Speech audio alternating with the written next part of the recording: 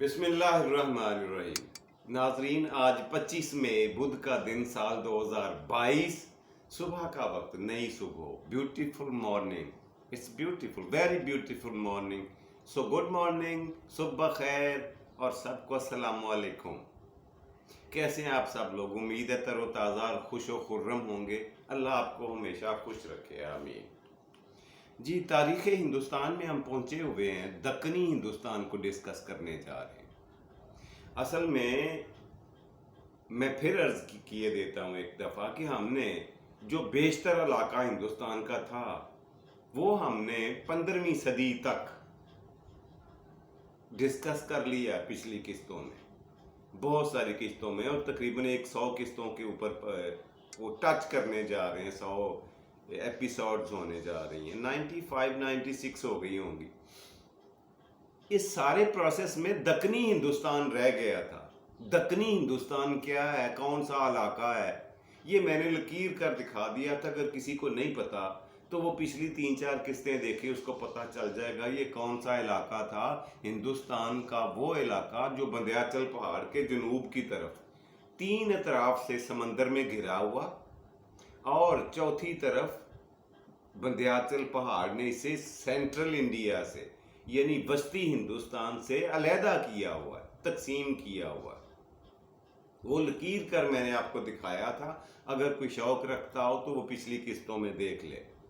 वहां पे हम दो जो चीदा चीदा बहुत बड़ी रियासतें थी, पिछली किस्त में मैंने आपको बताया, डिस्कस किया था बहमनी रियासत के बारे में, बहमनी सल्तनत। आज मैं आपको बताऊंगा विजयनगर की सल्तनत के बारे में।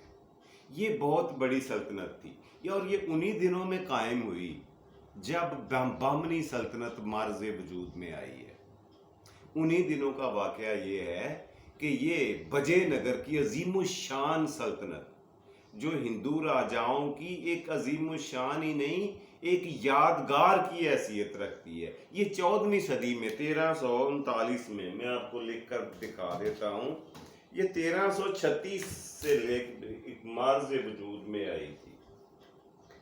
1336 ईस्वी से, ये नोट फरमाए, 1336 से 1595 तक ये सदियों का एरिया पे मुहित, ये तकरीबन 230 साल बनते हैं। 230 साल ये क्या था? विजयनगर की सल्तनत, विजयनगर की सल्तनत, ये नोट फरमा लें। अच्छा, ये मैंने अर्ज कर दिया कि उन्हीं दिनों में ये मार्ज़े वजूद में आई जब बहमनी सल्तनत बनी थी। और इसके बानी, इसकी खास बात ये है, विजयनगर की सल्तनत की खास बात यह है कि इसे 2 भाइयों ने आबाद किया था। इसका संगे बुनियाद, इसको मर्ज़ वजूद में लाने के लिए 2 सगे हिंदू भाइयों का अमल दखल था। और वो कौन थे? मैं अभी आपको उनके नाम लिख कर बताता हूं। एक तो था हरिहर, एक भाई का नाम ये था हरिहर, और दूसरे का नाम था बकाराए। ये 2 सगे भाई थे जिन्होंने मिलकर विजयनगर की सल्तनत को कायम किया। और ये दोनों के बारे में एक खास बात बताता चलूं कि जब मलक काफूर पै दर पै हमले कर रहा था दक्कन पर, तो ये दोनों भाई वारंगल से भागकर ये विजयनगर में आए थे। ये दोनों भाई जब मलक काफूर कर रहा था ना हमले, सल्तनत दिल्ली के तहत, दिल्ली सरकार के तहत, मलक काफूर बहुत भारी भरकम फौज के साथ हमले कर रहा था। तो ये वारंगल से भागकर, वारंगल का एरिया था, इलाका था, जहां से ये दोनों भाई भागकर ये यहां पर आ गए थे विजयनगर में। विजयनगर की रियासत के बारे में कहा जाता है कि ये दरियाए कृष्णा से लेकर राजकुमारी तक का इलाका, दरियाए कृष्णा से शुरू होकर कहां से कहां तक इसका एरिया है। दरियाए कृष्णा यहां से लेके राजकुमारी तक बहुत बड़ी रियासत, बहुत बड़ी सल्तनत। ये दो दरिया थे हिंदुस्तान दक्कन में, जिनके दरमियान का ये एरिया बजेनगर कहलाया। ये सल्तनत, ये मुल्क, ये रियासत बजेनगर के नाम से मशहूर व मारूफ हुई।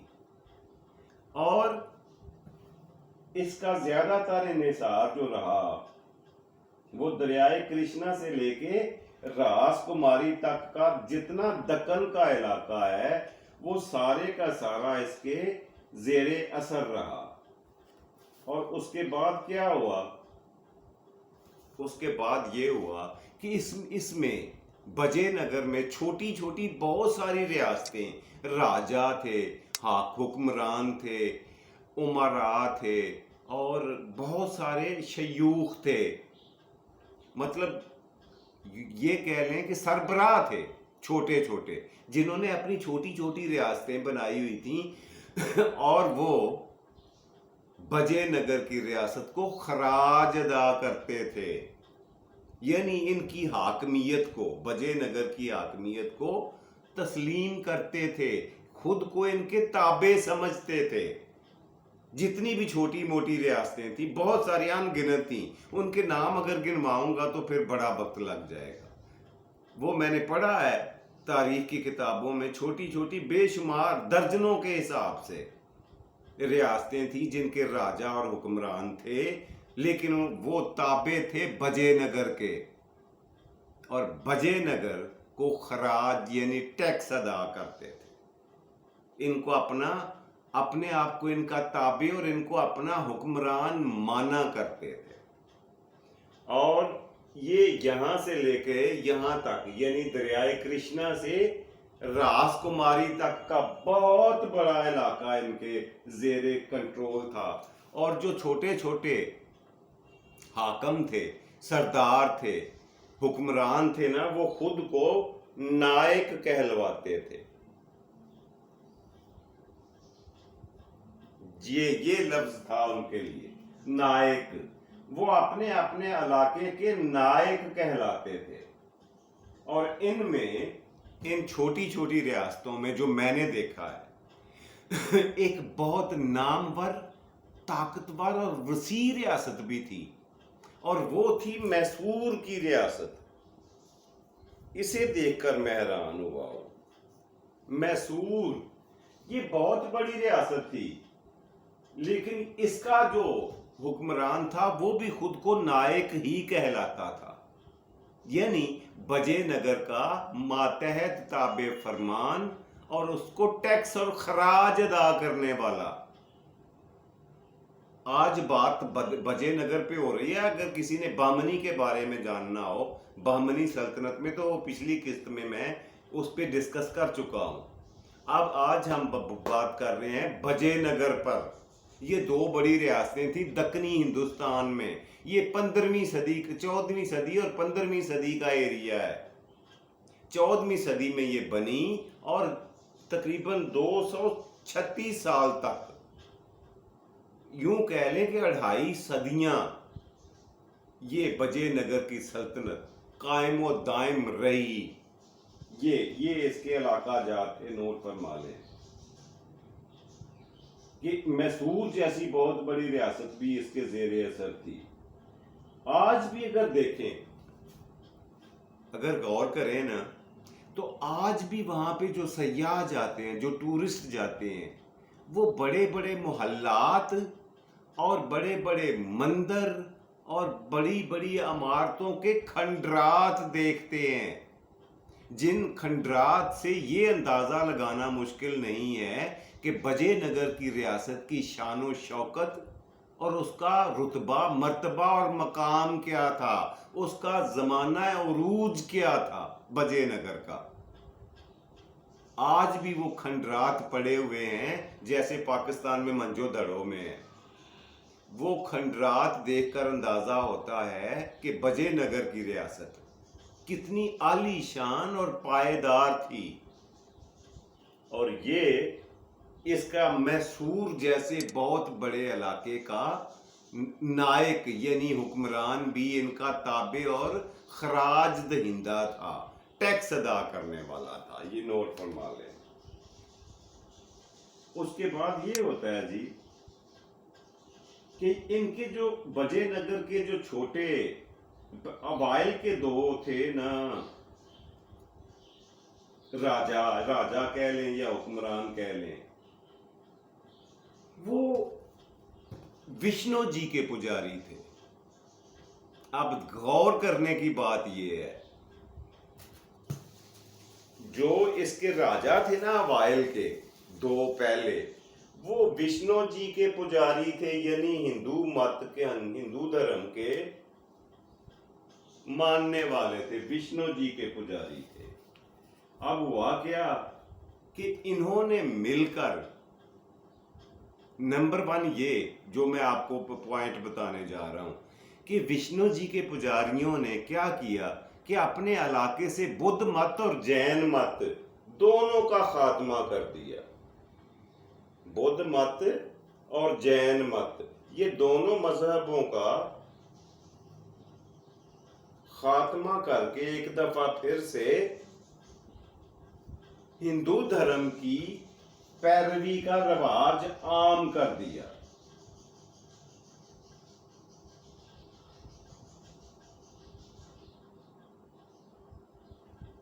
اور انہوں نے وشنو جی کی پجاری ہونے کی وجہ سے دکن میں جین مت اور بدھ مت کا صفایا کرنے میں کوئی کسر نہیں چھوڑی، اور علم و فضل کے لحاظ سے اور شان و شوکت کا دار و مدار بجے نگر کی سلطنت پہ تھا، اسی بجے نگر کی جس کی ہم آج بات کرنے جا رہے ہیں۔ یعنی دکنی ہندوستان کا جو علم و فضل کے حوالے سے اور مذہب کے حوالے سے بجے نگر کی ریاست کا ایک الگ مقام، مرتبہ، رتبہ اور عظمت ہوا کرتی تھی۔ اس کی یہ 14ویں صدی سے لے کے 15ویں صدی تک عروج تھا، بام عروج ہوا کرتا تھا ان کا۔ آگے تھوڑا سا چلیں تو اوائل کے دونوں جو راجا تھے یہ بجے نگر کے، وہ ان کا ایک ہی وزیر اعظم تھا۔ بجے نگر کے جو پہلے دو تھے نا حاکم، ان کا ایک ہی وزیر تھا، اور اس کا نام، وہ ایک مشہور برہمن تھا، اس کا نام تھا مادھوچاریہ۔ یہ برہمن تھا، اس کا نام تھا مادھوچاریہ، یہ تھا وزیر اعظم۔ یہ پہلے دونوں راجاؤں کا وزیر اعظم یہ ایک ہی بندہ تھا، اور یہ کیونکہ پیٹنٹ قسم کا، پکا قسم کا ہندو تھا، سو اس نے ہندو مت کو، ہندو مذہب کو پھر سے رائج کرنے میں کوئی کسر نہیں چھوڑی، اور سب سے زیادہ جو کوشش اور کاوش ہندو دھرم کو ریسٹیٹ کرنے میں، ریسٹور کرنے میں جو خدمات، اس سروسز اس بندے کی ہیں مادھوچاریہ کی، وہ بادشاہوں کی بھی نہیں تھی۔ یہ بہت بڑا عالم فاضل ہوا کرتا تھا ہندو مذہب کا، کیونکہ یہ قوم کا بھی برہمن تھا، اور برہمن تو ویسے بھی عالم فاضل لوگ ہوا کرتے تھے۔ سو اس نے اپنے علم و فضل، اپنے تجربے اور اپنی بیہیویئر سے، اپنے ایٹیٹیوڈ سے، اپنے حسن سلوک سے اب یہ دکن کی بجے نگر کی ریاست میں بدھ مت اور جین مت کا صفایا کر دیا۔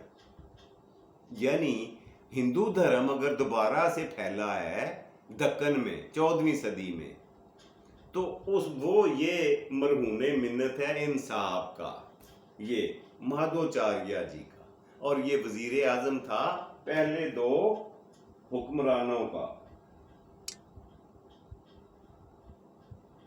تو اگر کہا جائے کہ اسی کی کوششوں کابشوں کی وجہ سے یہ ہندو دھرم پھیلا تھا تو یہ غلط نہیں ہوگا۔ اچھا اب ہوا کیا کرتا تھا کہ شروع میں بہمنی ریاست اور وجے نگر کی ریاست دونوں سلطنتیں جو تھیں وہ ایک دوسرے کے ساتھ شیر و شکر ہوا کرتے تھے، ایک دوسرے کے یار و مددگار ہوا کرتے تھے، ہر اچھے برے وقت میں ایک دوسرے کا ساتھ دیا کرتے، دل و جان سے خوشی سے پہنچ کر ہر مشکل وقت میں ایک دوسرے کا ساتھ دیتے۔ یہ دونوں پیرالل ریاستیں چل رہی تھیں، صدیوں تک چلتی رہیں۔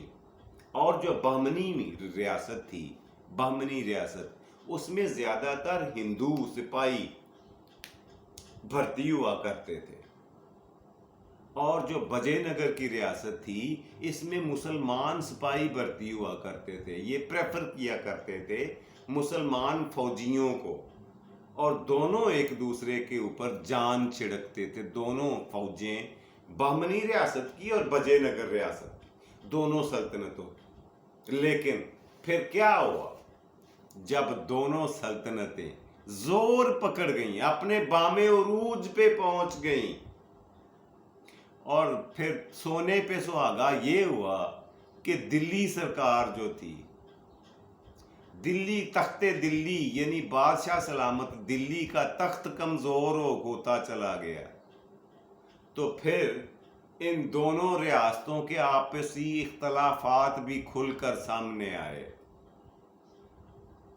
اب ان کو باہر سے کسی دشمن کا کوئی خدشہ، کوئی خطرہ نہیں رہا تھا، لیکن انہوں نے باہمی اختلافات کو اتنی ہوا دینا شروع کر دی کہ آپس میں لڑائی لڑنا شروع کر دی۔ کئی جنگیں پھر بہمنی اور وجے نگر کی ریاست کی کئی جنگیں آپس میں ہوئی، اور وہ جنگیں صحیح پوچھیں جو ان کے، وہ کہتے ہیں نا کہ گھر کو آگ لگ گئی گھر کے چراغ سے، ان کے باہمی لڑائیوں نے، جنگوں نے ان کا دونوں ریاستوں کا ستیہ ناش کر دیا، ان کی عالی شان عمارتوں کو دھڑم دھوس کر دیا، گرا دیا، تخت و تار کر دیا، زمین ریخت کر دیا باہمی لڑائیوں نے، جھگڑوں نے۔ اگر یہ دلی کی سلطنت قائم رہتی، ان کو باہر سے خطرہ رہتا، تو شاید یہ دونوں آپسی اختلافات کو ہوا نہ دیتے۔ مگر ہر عروج کو زوال تو ہوتا ہے نا، یہ قانون قدرت ہے، اس طرح تو ہوتا ہے نا، اس طرح کے کاموں میں۔ ان کے ساتھ بھی یہی ہوا کہ دلی سرکار کے کمزور ہونے کی دیر تھی، سو انہوں نے آپس میں لڑنا جھگڑنا، جنگیں لڑنا شروع کر دی اور ستیہ ناش کرنا شروع کر دیا۔ مرہٹے جو تھے، یہ بہمنی سلطان کے مرہٹے خاص طور پر یہ بہمنوں کے ساتھ، بہمنوں کی فوج میں جمع ہوتے تھے، بہمنی فوج میں، اور مسلمان وجے نگر کی ریاستوں میں۔ اب ہوا کیا کہ ان کی آپسی لڑائیوں نے ان کا حشر نشر کر دیا۔ جی کل یہیں سے آگے بڑھیں گے، اور آج کی پہلے سیگمنٹ کا یہیں پہ کرتے ہیں خاتمہ۔ جی بڑھتے ہیں پروگرام کے دوسرے اور مزیدار سیگمنٹ کی طرف۔ دوسرا سیگمنٹ ہوا کرتا ہے آج کا لفظ۔ جی آج کا لفظ جو میں آپ کو بتانے جا رہا ہوں وہ یہ رہا، یہ لکھا ہوا ہے جی، میں نے یہ کیا لکھا ہے یہ پڑھ کر بتائیں جی۔ یہ میں نے لکھا ہے نیلوفر۔ کیا لکھا ہے؟ نیلوفر۔ نیلوفر کیا ہوتا ہے بتائیں، کیا مطلب ہے اس کا؟ پہلے تو یہ نوٹ فرما لیں کہ یہ فارسی کا لفظ ہے، فارسی زبان کا لفظ ہے نیلوفر۔ نیلوفر ایک پھول کا نام ہے جو پانی میں کھلتا ہے، اور اس کے جو پتے ہوتے ہیں نا وہ پرندوں کے پروں کی طرح ہوتے ہیں، اسی شیپ کے، اسی شکل کے بنے ہوئے، اور نیلے رنگ کے ہوتے ہیں۔ اس لیے یہ بگڑ کر یہ شکل بنی. کس لفظ سے؟ اصل میں شروع میں یہ لفظ اس پھول کا نام تھا نیلو پر.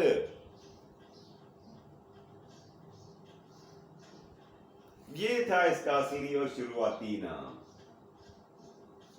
نیلو پر اسے اسی لیے کہتے تھے کہ اس کے پتے، اس کے پر پرندوں کی پروں کی شکل کے تھے، اب بھی ہوتے ہیں، اور ان کا رنگ کیونکہ نیلا تھا اس لیے اسے نیلو پر کہا جاتا تھا.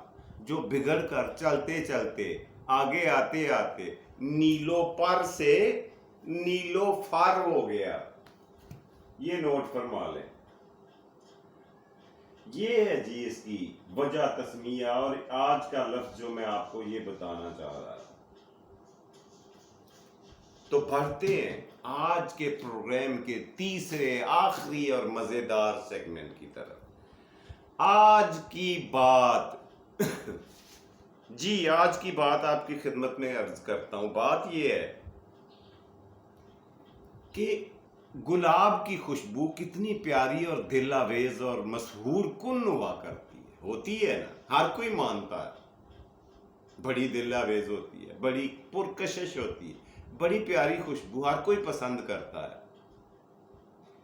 مگر پھر بھی ہم اسے کبھی بھی سالن میں نہیں ڈالا کرتے. کیوں؟ اگر یہ اتنی پیاری ہے، اتنی اچھی ہے، تو پھر اسے سالن میں کیوں نہیں ڈال لیا کرتے؟ اس لیے کہ قانون قدرت یہ ہے کہ ہر چیز کی اپنا ایک مقام، اپنا ایک روب، اپنا ایک مرتبہ، اپنی ایک جگہ ہوتی ہے. اسی طرح سے ہم میں سے تمام انسانوں میں ہر کوئی اہم ہے، بہترین ہے، لیکن اپنے اپنے مقام پر، اپنی اپنی جگہ پر، اپنے اپنے دائرے میں، اپنے اپنے سرکل میں. اگر کوئی یہ چاہتا ہے کہ میری اہمیت، میرا مقام، میرا روب، میرا مرتبہ ہر جگہ پر، ہر موقع پر، ہر مقام پر ایک جیسا اور بام عروج پر ہو، تو پھر اسے اپنا نظریہ تبدیل کرنا چاہیے، اسے اپنی سوچ کو بدلنا چاہیے. اس لیے کہ قانون فطرت کے یہ خلاف ہے. ہر چیز کا اپنا ایک رتبہ، مرتبہ اور مقام انسانوں کا بھی، چیزوں کا بھی ہوتا ہے، لیکن اپنی جگہ پہ، اپنے مقام پہ. یہ تھی جی آج کی بات جو میں آپ کی خدمت میں پیش کرنا چاہ رہا تھا. امید ہے آپ کچھ نہ کچھ سمجھ گئے ہوں گے کیا کہنا چاہ رہا تھا. اس کے ساتھ ہی اپنے میزبان جاوید اقبال کو آج کے پروگرام سے دیجیے اجازت.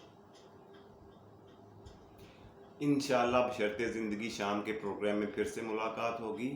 مجھے اپنی دعاؤں میں یاد رکھیے گا. خوش رہیں، خوش رکھیں، خوشیاں بانٹیں اور خوشیاں سمیٹیں. اپنا اور اپنے پیاروں کا ڈھیر سارا خیال رکھا کریں. رب رکھا اور پاکستان زندہ باد.